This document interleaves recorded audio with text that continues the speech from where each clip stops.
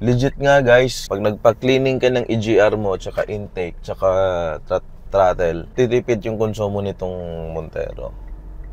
Bali, ang tinakbo natin 145.9. Divide natin sa kinarga natin 13.425. 13.425. Tipid oh.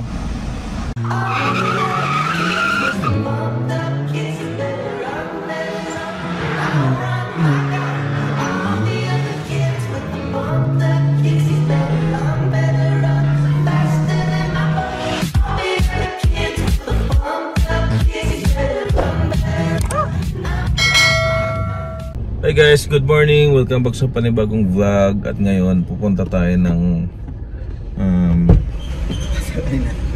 wala yan. Naiwan lang yan dyan nung Pasko pa yan.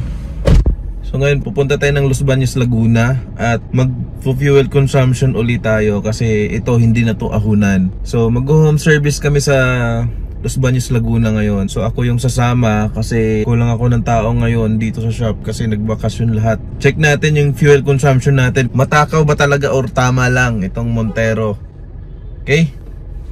So kunin lang namin yung seat cover dito. Ayan guys, dito tayo sa shop. Mag-open pa lang sila. So dito tayo sa Bagubantay branch. Yung katapat lang natin yung Geely North EDSA. Yes. Kunin mo na John. Nandun sa taas. Innova.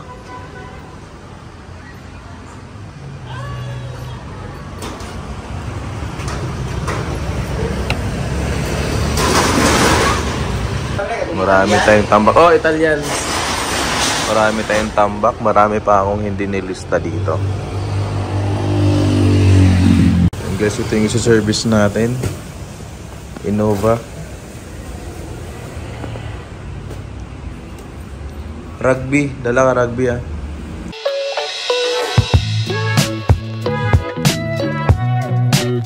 Pag-gas tayo. Compute ako ng fuel consumption.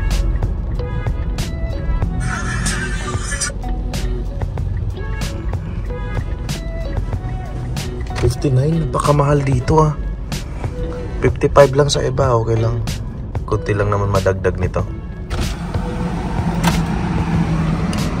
Diesel boss, ano? Full tank matic lang.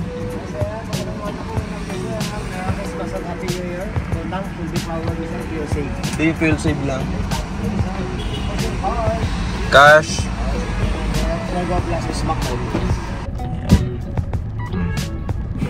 Isang litro lang ata. Sir, matik lang.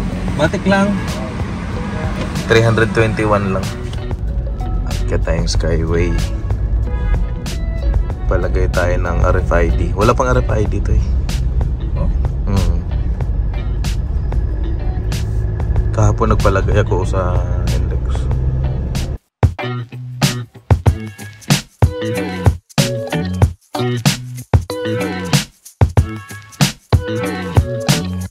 Guys, pa-install tayo ng RFID dito sa South.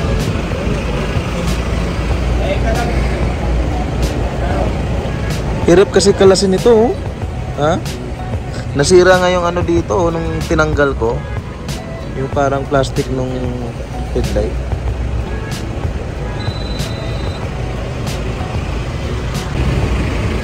Diyan talaga yung ano niya, pwesto para nababasa. Okay na po. Thank you. Tara. Bilis magpa-install dito. Sa NLEX, ang daming ano-ano. Puputang.